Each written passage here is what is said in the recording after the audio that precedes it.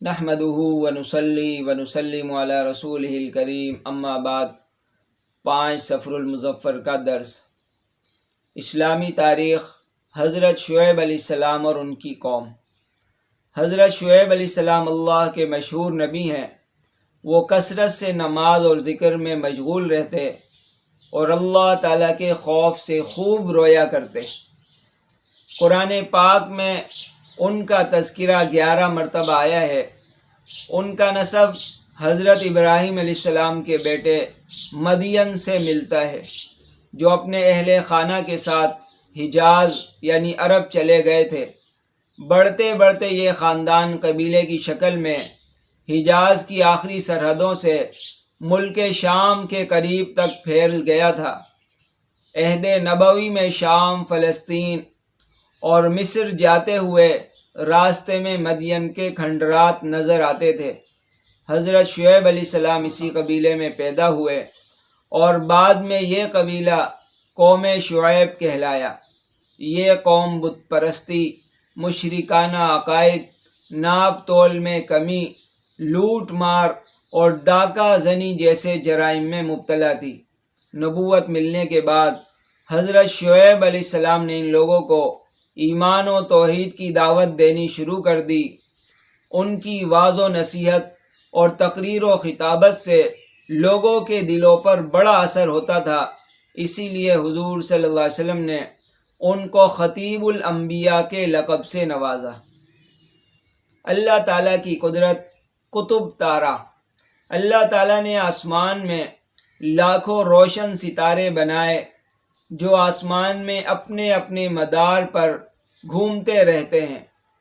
اس گردش کی وجہ سے وہ مشرق سے مغرب میں اپنی جگہ بدلتے رہتے ہیں، مگر ان لاکھوں ستاروں میں ایک قطب تارہ ایسا بھی ہے جو ہمیشہ شمالی سمت میں ٹھہرا رہتا ہے، جس کو دیکھ کر خشکی، ریگستانی اور دریائے سفر کرنے والے اپنی سمت آسانی سے معلوم کر لیتے ہیں۔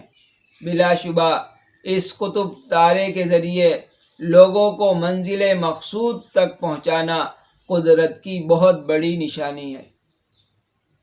ایک فرض کے بارے میں اسلام میں نماز کی اہمیت۔ رسول اللہ صلی اللہ علیہ وسلم نے فرمایا، دین بغیر نماز کے نہیں ہے۔ نماز دین کے لیے ایسی ہے جیسا آدمی کے بدن کے لیے سر ہوتا ہے۔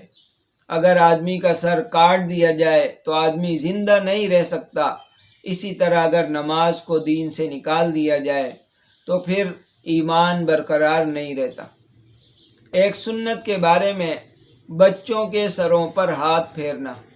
حضرت انس رضی اللہ تعالیٰ عنہ فرماتے ہیں کہ رسول اللہ صلی اللہ علیہ وسلم حضرات انصار کے پاس ملاقات کی غرض سے تشریف لے جاتے تو ان کے بچوں کو سلام کرتے اور ان کے سروں پر ہاتھ پھیرتے۔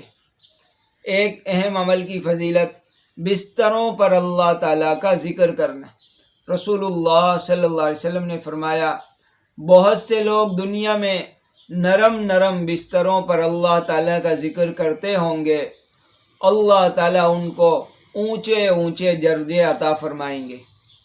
ایک گناہ کے بارے میں شرابی پیاسا اٹھایا جائے گا۔ رسول اللہ صلی اللہ علیہ وسلم نے فرمایا، جس شخص نے شراب پی پھر بغیر توبہ کیے ہوئے اسی حالت میں مر گیا تو قیامت کے دن پیاسا اٹھے گا۔ دنیا کے بارے میں 2 چیزوں کو برا سمجھنا۔ رسول اللہ صلی اللہ علیہ وسلم نے فرمایا، 2 چیزوں کو آدم علیہ السلام کی اولاد برا سمجھتی ہے۔ ایک تو موت کو برا سمجھتی ہے، حالانکہ موت مومن کے لیے فتنے میں مبتلا ہونے سے بہتر ہے، اور دوسرے مال کی کمی کو برا سمجھتی ہے، حالانکہ مال کی کمی حساب میں کمی کا سبب ہے، یعنی جتنا مال کم ہوگا اتنا حساب بھی کم دینا پڑے گا۔ آخرت کے بارے میں مرنے کے بعد زندہ ہونا۔ اللہ تعالیٰ قیامت کے دن بندوں کو خطاب کرتے ہوئے فرمائیں گے، تم کو جس طرح ہم نے پہلی مرتبہ دنیا میں پیدا کیا تھا اسی طرح ہمارے حکم سے دوبارہ زندہ ہو کر آج تم ہمارے پاس آ گئے، مگر تم نے تو یہ سمجھ لیا تھا کہ ہم تمہارے لیے دوبارہ لوٹائے جانے کا کوئی وقت ہی مقرر نہیں کریں گے۔ طب نبوی سے علاج، دل کے دورے کا علاج۔